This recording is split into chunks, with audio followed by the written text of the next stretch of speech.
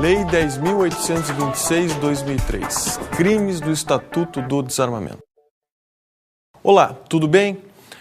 Nós vamos tratar hoje do Estatuto do Desarmamento, que é a lei que vai descrever uma série de delitos de uso, de comercialização de armamentos e das munições e dos elementos concernentes à questão das armas, enfocando especificamente os artigos 15 a 18 e aí, na sequência, os artigos 30 a 32 desta lei.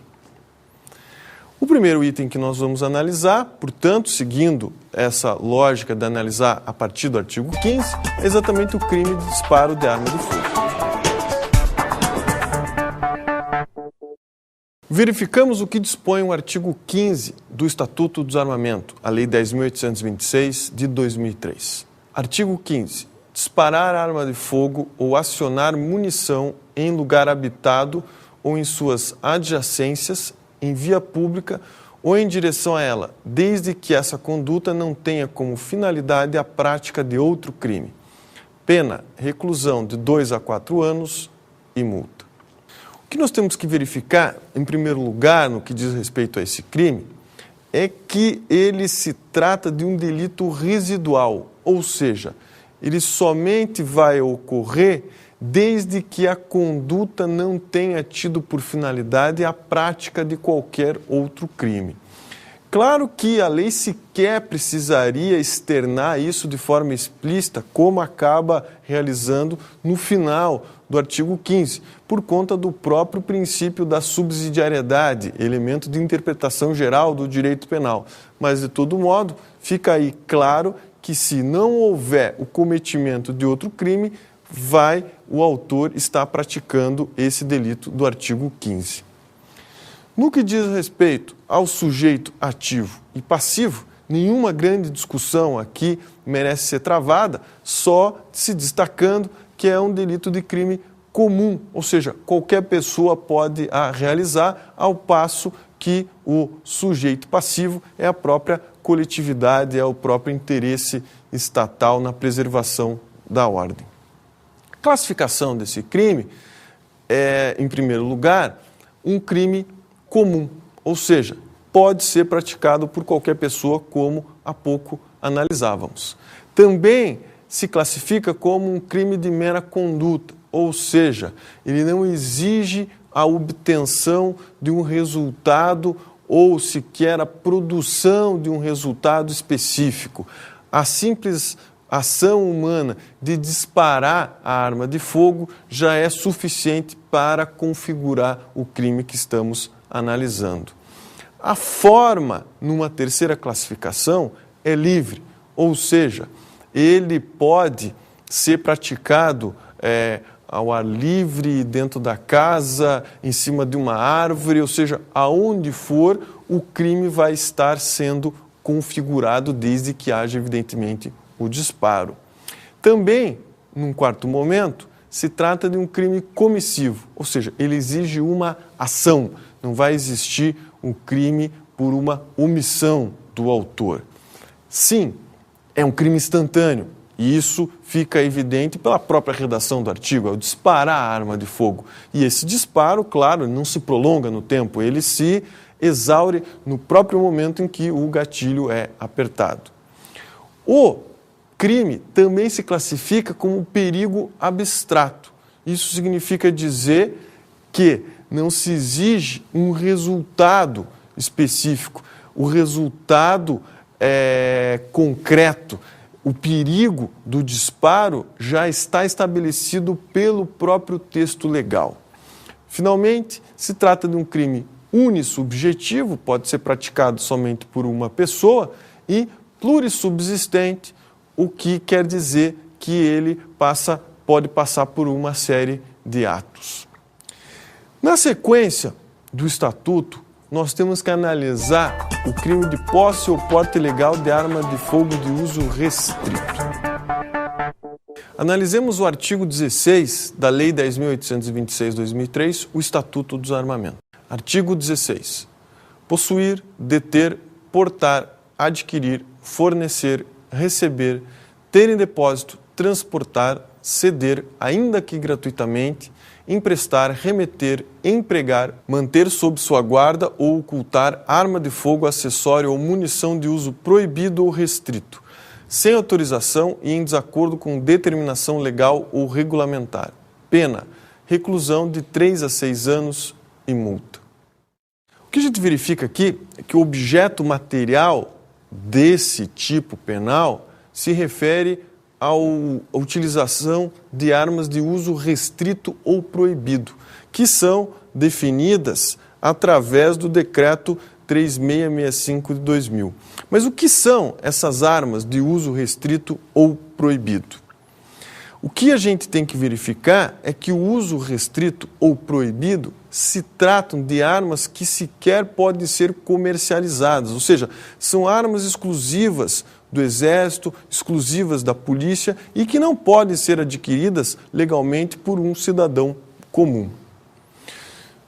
No que diz respeito ao sujeito ativo e passivo desse crime, a gente verifica, é claro, que o sujeito ativo pode ser qualquer pessoa, ao passo que o sujeito ativo não é determinado, é a própria coletividade, o interesse estatal, como via de regra, é o sujeito ativo dos crimes em geral desse estatuto, salvo algumas exceções que são explicadas na sequência. O elemento subjetivo é o dolo. Não se exige nenhum elemento subjetivo especial além do dolo, ou seja, além da intenção, o que significa dizer nada além da consciência e da vontade. No que diz respeito à classificação, a mesma classificação que nós vimos para o artigo 15 aplica-se aqui também no artigo 16, então por essa razão nós deixamos de analisar cada um dos itens separadamente por já termos feito no que diz respeito ao artigo 15. Mas na sequência do Estatuto, o que a gente verifica vai ser o crime de posse e porte ilegal de arma de uso restrito por equiparação, ou seja, aqueles artigos, elementos, produtos que se equiparam a uma arma de uso restrito conforme estabelece o decreto-lei. Crime de posse e porte ilegal de arma de uso restrito por equiparação. Trata-se aqui dos crimes previstos nas alíneas do artigo 16 da lei que estamos analisando. Vamos verificar cada um dos seus incisos pela importância que cada um deles tem. Crimes do artigo 16, inciso 1. Assim dispõe o inciso 1 do artigo 16 da Lei 10.826 de 2003. Artigo 16, parágrafo único. Nas mesmas penas incorre quem? Inciso 1. Suprimir ou alterar marca, numeração ou qualquer sinal de identificação de arma de fogo ou artefato. O que nós temos que retirar dessa linha analisada é que o decreto 3.665/2000, especificamente no artigo 3º, inciso 2, ele vai tratar do acessório da arma como sendo artefato que, acoplado a uma arma, possibilita a melhoria do desempenho do atirador. Então, isso significa que nós estamos diante de um sinônimo de acessório e isso tem que ser levado em consideração na hora da interpretação dessa lei. No que diz respeito ao sujeito ativo e passivo, o ativo pode ser qualquer pessoa, ao passo que o sujeito passivo ele vai ser a coletividade, as pessoas indeterminadas. O elemento subjetivo também se resume ao dolo, ou seja, a consciência mais a vontade de realizar o tipo estabelecido pela própria lei. E a classificação é a mesma relatada anteriormente, ou seja, estamos diante de um crime comum, que pode ser praticado por qualquer pessoa, instantâneo, porque se consuma exatamente no momento em que é utilizada essa arma de forma irregular, de mera conduta, porque não vai se exigir nenhum resultado, e essa inexigência de resultado, inclusive, nos remete a quarta classificação, que é o perigo ser um crime de perigo abstrato, ou seja, não se exige um resultado concretamente verificável que decorra dos fatos. O perigo está estabelecido através da própria lei e isso é suficiente para ser decretado como um crime.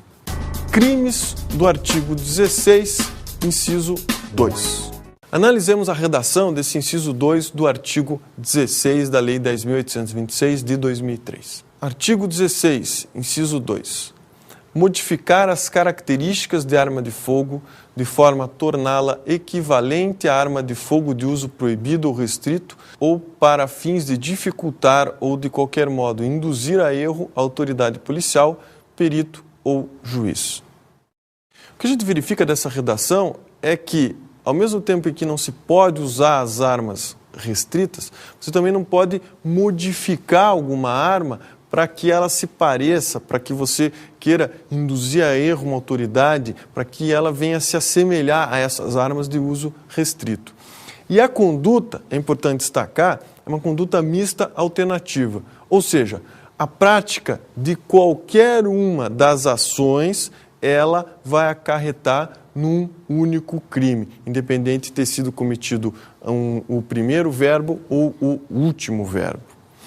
No que diz respeito ao sujeito ativo e passivo, a mesma discussão anterior, sujeito ativo pode ser qualquer pessoa, ao passo que o passivo são as pessoas de forma indeterminada, a coletividade como um todo. O elemento subjetivo desse crime que estamos analisando vai ser o dolo, ou seja, a intenção mais a vontade de praticar o crime. E no que diz respeito à classificação, é a mesma que anteriormente já analisávamos. Crime comum, de perigo abstrato, etc., como já vimos nos incisos anteriores. Crimes do artigo 16, inciso 3. Vamos verificar, então, a redação do inciso 3 do mesmo artigo 16 do Estatuto do Desarmamento. Possuir, detiver, fabricar ou empregar artefato explosivo ou incendiário sem autorização ou em desacordo com determinação legal ou regulamentar. O que a gente verifica aqui é que vai haver uma punição para essa fabricação, para essa detenção, se não houver, evidentemente, uma autorização legal. Porque, claro, existem fábricas, empresas que têm tal atividade como seu ramo e, havendo uma autorização legal, não vai estar sendo cometido um crime. Crimes do artigo 16, inciso 4. Vamos verificar agora a redação desse inciso 4 do mesmo artigo 16 que estamos analisando. Portar, possuir, adquirir, transportar ou fornecer arma de fogo com numeração, marca ou qualquer outro sinal de identificação raspado, suprimido ou adulterado. O que a gente verifica aqui, a partir dessa redação, que uma suposta argumentação de que não tem como saber qual é a arma porque está adulterada, porque foi suprimida a numeração e, portanto, não é uma arma de uso restrito, cai absolutamente por terra diante dessa redação. Ou seja, estão contemplados dentro do rol das armas de uso restrito também essas sobre as quais os respectivos autores dos crimes almejavam esconder a sua origem, o seu número, a sua série e assim por diante. Então, todas são equiparadas à arma de uso restrito. Crimes do artigo 16, inciso 5. Vamos analisar agora esse inciso 5 do mesmo artigo 16 que ainda estamos analisando. Vender, entregar ou fornecer, ainda que gratuitamente, arma de fogo, acessório, munição ou explosivo a criança ou adolescente. O que a gente verifica é que essa norma está prevista no Estatuto da Criança e do Adolescente, que é uma lei de 1990, a Lei 8.069. Só que, lógico, por se tratar de uma lei mais recente, ela revogou a lei anterior no que diz respeito a essa questão. Então, o artigo 242 do Estatuto da Criança e do Adolescente, que cuida desse mesmo tema, não é mais aplicado em detrimento dessa aplicação a partir de então, ou seja, a partir de 2003, do artigo 16, inciso 5 do Estatuto do Desarmamento. Nós temos que verificar agora o que estabelece o inciso 6 do artigo 16. Crimes do artigo 16, inciso 6. Produzir, recarregar ou reciclar sem autorização legal ou adulterar de qualquer forma munição ou explosivo.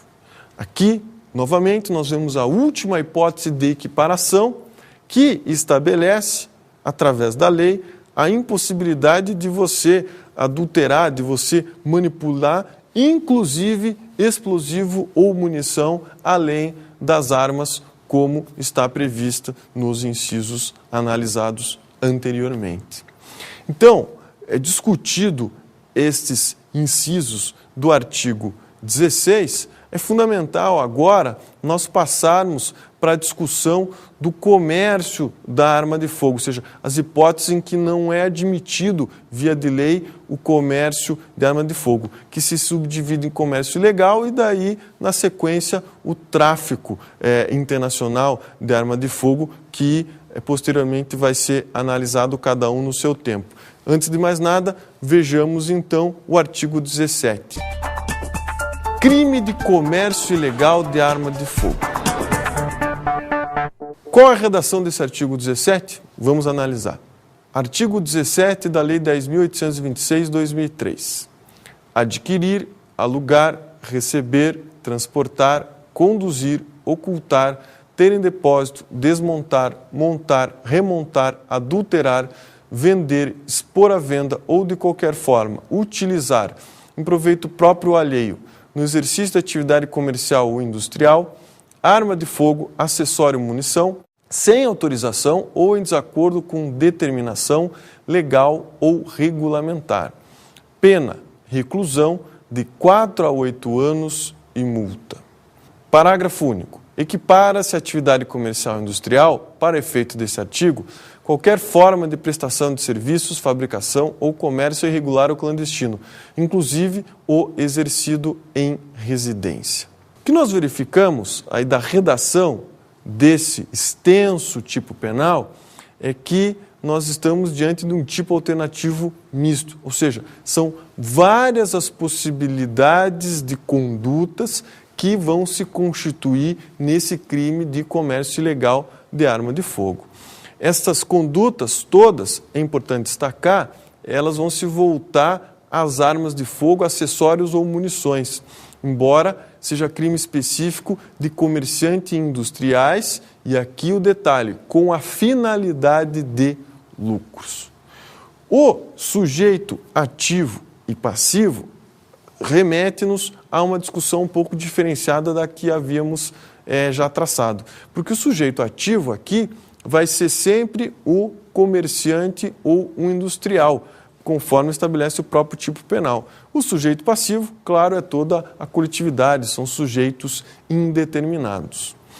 No que diz respeito ao elemento subjetivo, também há uma pequena distinção, porque apesar de ser exigido o dolo, como os demais crimes da lei que estamos analisando, aqui também vai haver a necessidade de se demonstrar um elemento subjetivo diverso do dolo, que é exatamente essa finalidade de auferir algum tipo de lucro. Ou seja, se não houver a finalidade de lucro, o comércio, você resultar em uma lucratividade financeira, vai ficar descaracterizado esse tipo penal. Evidentemente, nós temos que fazer uma análise dos fatos para verificar se outro tipo penal vai ser enquadrado na hipótese. Mas, inexistindo lucro, esse artigo em análise fica descartado. Um outro aspecto que é importante nós verificarmos é a necessidade também da habitualidade da atividade, ou seja, ela tem que ser uma atividade, um comércio habitual, corriqueiro, que seja desempenhado por um determinado período de tempo, ainda que a lei não especifique, mas o julgador, no momento de analisar, ele vai verificar se há um período de tempo suficiente para dizer que tem uma habitualidade, se tem uma freguesia, se tem todos os requisitos que podem dizer que era uma atividade constante. Quanto à classificação, se trata de um crime próprio, ou seja, ao contrário dos crimes comuns que nós analisávamos até agora, crime próprio porque só pode ser realizado pelo próprio comerciante, pelo próprio proprietário do estabelecimento que aufere lucros. Um crime de mera conduta, porque vai bastar a realização de alguma daquelas ações estabelecidas pelo tipo penal, independentemente aqui de um resultado específico. Se trata também de um crime comissivo, ou seja, ele se realiza através de uma ação e, finalmente, é um crime instantâneo. A análise que nós temos que fazer agora, como havíamos anunciado, é o crime de tráfico internacional de arma de fogo. Crime de tráfico internacional de arma de fogo. Esse crime está previsto no artigo 18 do Estatuto do Desarmamento, a Lei 10.826/2003. E antes de mais nada, é importante nós analisarmos a sua respectiva redação. Artigo 18. Importar, exportar, favorecer a entrada ou saída do território nacional a qualquer título de arma de fogo, acessório ou munição, sem autorização da autoridade competente. Pena, reclusão de 4 a 8 anos e multa. O que a gente verifica aqui é que estamos diante de um crime do tráfico internacional, ou seja, as mesmas hipóteses dos demais tipos de tráfico, como o tráfico de drogas, ele diz respeito à entrada de forma irregular e à comercialização de forma irregular, só que aqui, evidentemente, nós estamos falando das armas. O elemento subjetivo é o dolo, não se exige nenhuma finalidade específica, basta essa entrada irregular com intenção, consciência e vontade para que o crime esteja configurado. O sujeito ativo desse crime, ele pode ser qualquer pessoa, e o sujeito passivo, novamente, é pessoa indeterminada, a própria coletividade. A classificação desse crime diz respeito, em primeiro lugar, ao fato de se tratar de um crime comum, pode ser realizado por qualquer pessoa, formal ou de mera conduta, ou seja, não exige um resultado. É um crime também de perigo abstrato, o perigo ele está estabelecido ex lege, ou seja, por via de lei, e não no fato considerado concretamente, ou seja, como as coisas efetivamente se realizam. É também um crime comissivo, por isso exige uma ação, evidentemente, essa entrada irregular vai exigir uma ação, e também é um crime de forma livre, pode ser praticado de qualquer meio, através de embarcação, através de aeronave, qualquer forma de transporte que venha a trazer, ele vai se considerar realizado. Instantâneo, porque a sua consumação se dá no exato momento em que há essa transferência, em que há essa entrada irregular. Uma discussão interessante que tem que ser realizada aqui, para que não se esqueça, diz respeito à competência para processar e julgar esses crimes. E por quê? Porque é um fundamento constitucional para isso, que é o artigo 109, que nos seus incisos 4 e 5 vai estabelecer que, no caso de ofensa a interesse da União, caberá a competência para processar e julgar à Justiça Federal. E o interesse da União é exatamente aqui o controle sobre a zona alfandegária que estará sendo ofendida na medida em que haja um ingresso irregular proveniente do exterior de qualquer tipo de armamento.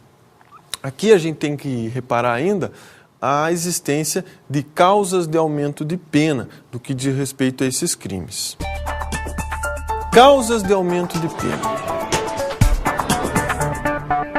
Então, como estávamos analisando, nos crimes de comércio ilegal de arma e tráfico ilegal de arma, aumenta-se a pena na metade se estas armas forem de uso proibido ou restrito. É o que estabelece o artigo 19 do Estatuto do Desarmamento.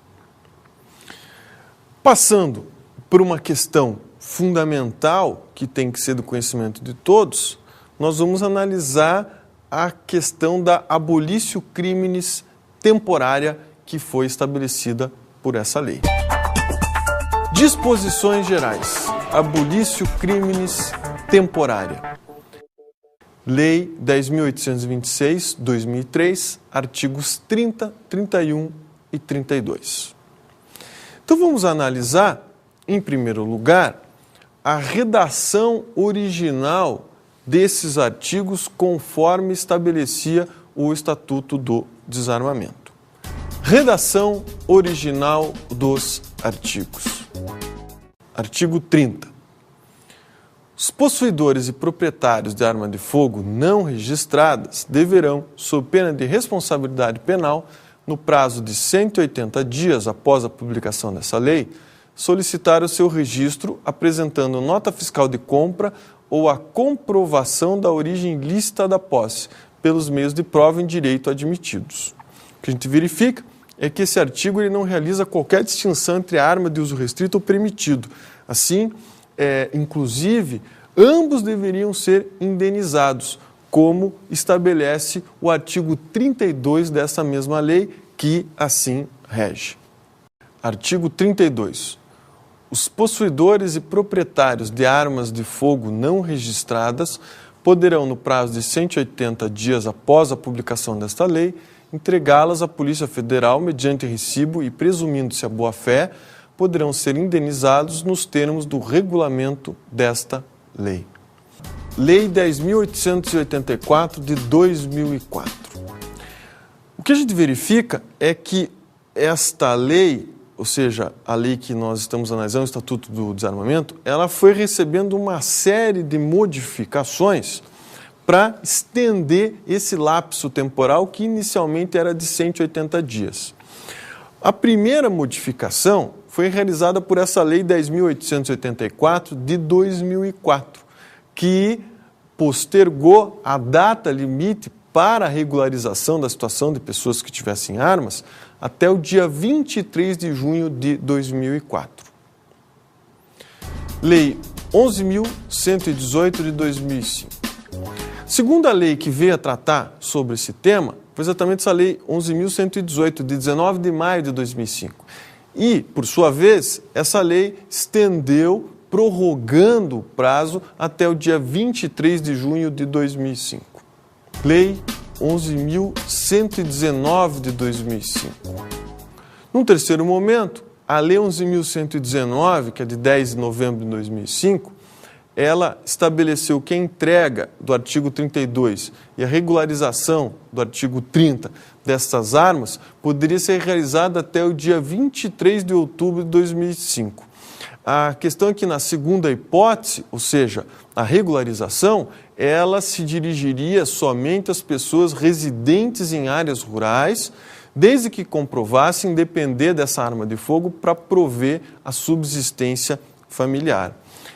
Há entendimentos do Superior Tribunal de Justiça, inclusive, que houve a descriminalização temporária no que se refere a essas condutas delituosas de posse de arma de fogo do artigo 12 e do artigo 16, conforme já analisávamos, entre o dia 23 de dezembro de 2003 até o dia 25 de outubro de 2005, como estabelece essa lei.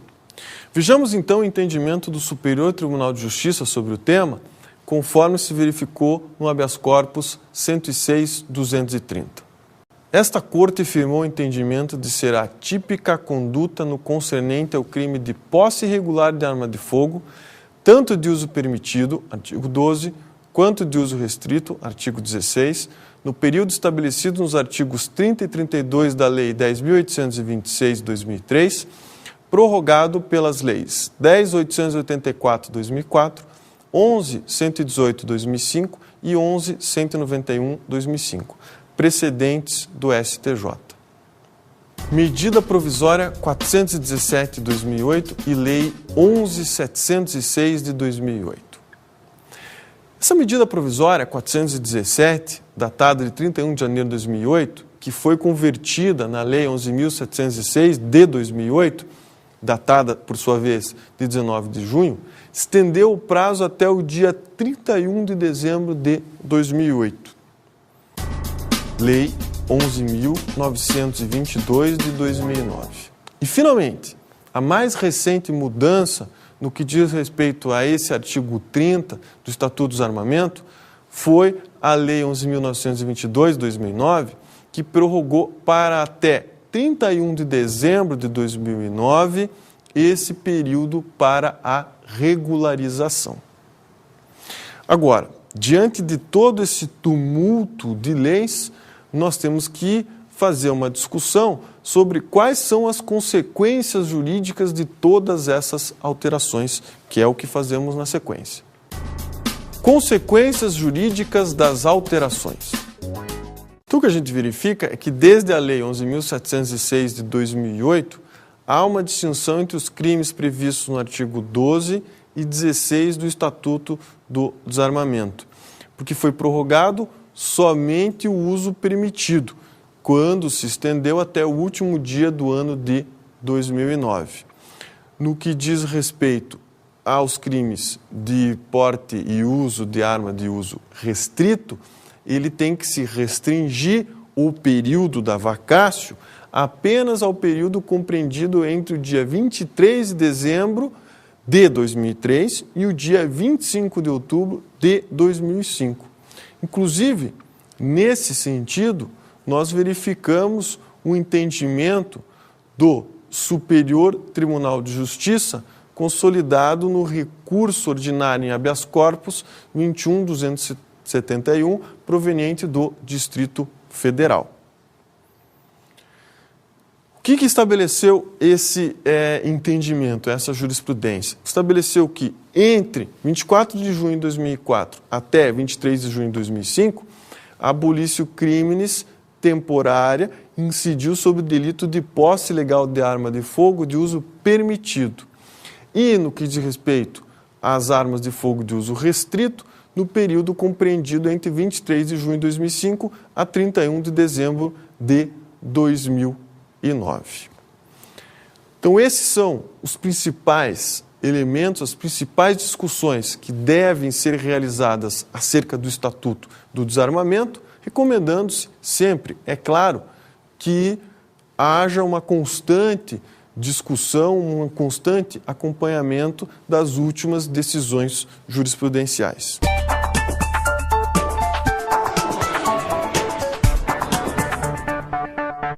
Como dicas de estudo para o tema abordado na aula, nós indicamos aí a leitura complementar de duas obras. A primeira delas é o Estatuto do Desarmamento, de acordo com a Lei 10.826 de 2003, do professor César Dario Mariano da Silva, da editora Forense.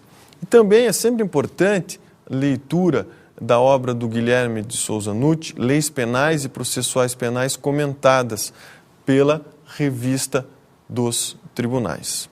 Essa obra do Guilherme de Souza Nutti, apesar de tratar de outros temas, como o próprio nome indica, de outras leis especiais, ela traz um capítulo específico sobre o Estatuto do Desarmamento e, pela sua atualização jurisprudencial, é sempre importante a sua respectiva consulta e leitura.